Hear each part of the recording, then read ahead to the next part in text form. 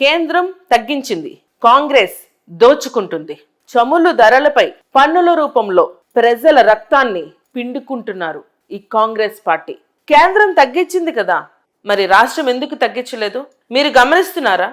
BJP party ఉన్న ప్రతి రాష్ట్రంలో కూడా చమురు ధరలు ఎట్లా ఉన్నాయి, ఎంత తగ్గి ఉన్నాయి. అత్యధికంగా చమురు రేట్ ఎక్కువ ఉన్న రాష్ట్రం తెలంగాణ. బీజేపీ పాలిట రాష్ట్రాలన్నీ కూడా 100 లోపు పెట్రోల్ ధరలుంటే ఒక తెలంగాణలో మాత్రం 108 రూపాయలు ఉంది. కేంద్ర ప్రభుత్వం పెట్రోల్ పైన ఎక్సైజ్ డ్యూటీ 10 రూపాయలు తగ్గించింది. డీజిల్ కైతే కంప్లీట్ గా 0 చేసింది, అసలు నో డ్యూటీ. మరి రాష్ట్రం ఎందుకు ఇంతవరకు తగ్గించలేదు? ప్రజల బాధలు రాష్ట్రానికి అవసరం లేదా? ఈ కాంగ్రెస్ పార్టీకి అవసరం లేదా? తగ్గిస్తేనే కదా ధరలు కూడా తగ్గుతాయి. ఎలక్షన్ వస్తే అన్ని తగ్గిస్తాం చేస్తామని చెప్తారు, కానీ వీళ్ళ మాటలన్నీ కూడా తుంగలో తొక్కుతారు. ఎలక్షన్ తర్వాత వీళ్ళకి ఏం కావాలి?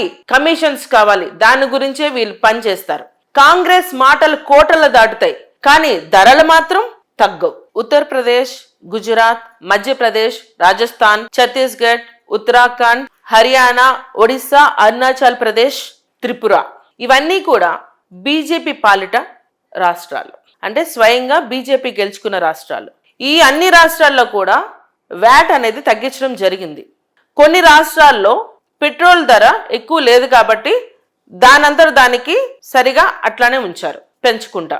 ఇందులో ముఖ్యంగా తగ్గించిన రాష్ట్రాల్లో ఉత్తరప్రదేశ్, గుజరాత్, మధ్యప్రదేశ్, రాజస్థాన్ వ్యాట్ అనేది తగ్గించడం జరిగింది 5 నుండి 10 రూపాయలు. ఈ రోజున ఈ రాష్ట్రం వసూలు చేసే ట్యాక్స్ 35%. అది సామాన్యుడికి చాలా పెద్ద భారం. దయచేసి వాటి గురించి ఆలోచించి ఈ కాంగ్రెస్ ప్రభుత్వం జనాల మీద భారం పడకుండా ఒక నిర్ణయం తీసుకొని వీళ్ళు కూడా వ్యాట్ అనేది తగ్గించాల్సిన అవసరం ఉంది. ప్రజా బంధువు నరేంద్ర మోడీ గారు కేంద్రం లాస్ అయినా పర్వాలేదు కానీ ప్రజలు మాత్రం ఆదుకోవాలి అని ఒక నినాదంతో ఆయన ఇమ్మీడియట్ గా ఓవర్ నైట్ తీసుకున్న డెసిషన్ అది మనందరికీ చాలా మేలు చేస్తుంది. కానీ ఇంతవరకు కూడా రాష్ట్రంలో ఉన్న కాంగ్రెస్ పార్టీ ఈ విషయంపై ఎటువంటి డెసిషన్ తీసుకోకపోవడం అనేది మనకు చాలా బాధాకరం. కేంద్రం ఎక్సైజ్ డ్యూటీ తగ్గించినప్పుడు ఆ లాభాన్ని ప్రజలకి చేర్చడానికి ఈ రాష్ట్రాలు తమ వ్యాట్ ని అంటే వాల్యూ యాడెడ్ ట్యాక్స్ ని సుమారు 2 నుంచి 5% తగ్గించవచ్చు, కానీ తగ్గించట్లేదు. బీజేపీ పాలిట కొన్ని రాష్ట్రాల్లో సేల్స్ ట్యాక్స్ సర్దుబాటు చేశారు. నేరుగా పన్ను శాతం కాకుండా పెట్రోల్ మీద ఇంత అనేది తగ్గించడం అనేది జరిగింది. ఇవన్నీ కూడా ఒక బీజేపీ పాలిట రాష్ట్రాల్లోనే జరిగింది. మిగతా అలయన్స్ రాష్ట్రాల్లో కొంతమంది ఆలోచన చేస్తున్నారు. ఇంకా మన తెలంగాణకు వస్తే ఇంతవరకు దీని మీద ఎటువంటి ఆలోచన కూడా చేయలేదు ఈ కాంగ్రెస్ ప్రభుత్వం. సో ప్రజల రక్తాన్ని తాగడమే జయంగా పెట్టుకుంది ఈ కాంగ్రెస్ ప్రభుత్వం.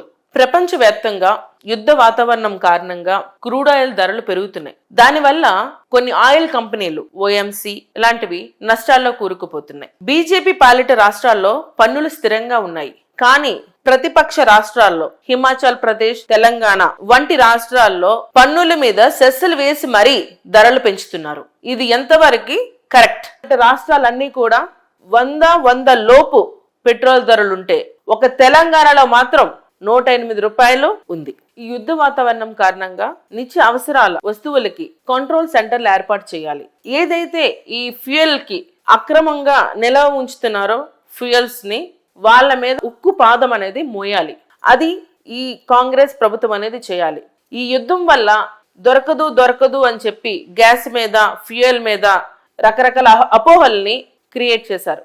దాన్ని నమ్మి జనాలు కూడా అలాగే బ్లాక్ మార్కెట్ ని ఎంకరేజ్ చేస్తున్నారు. దయచేసి బ్లాక్ మార్కెట్ ని ఎంకరేజ్ చేయకండి. మనకు అన్ని నిల్వలు ఉన్నాయి, మనకు అన్ని దొరుకుతున్నాయి. స్టేట్ గవర్నమెంట్ తక్షణంగా ఎవరైతే దళారులు బ్లాక్ మార్కెట్ చేసి గ్యాస్ ని, ఫ్యూయల్ ని కూడా అక్రమంగా అమ్ముతున్నారో వాళ్ళని ఇమీడియట్ గా అరెస్ట్ చేయాలి.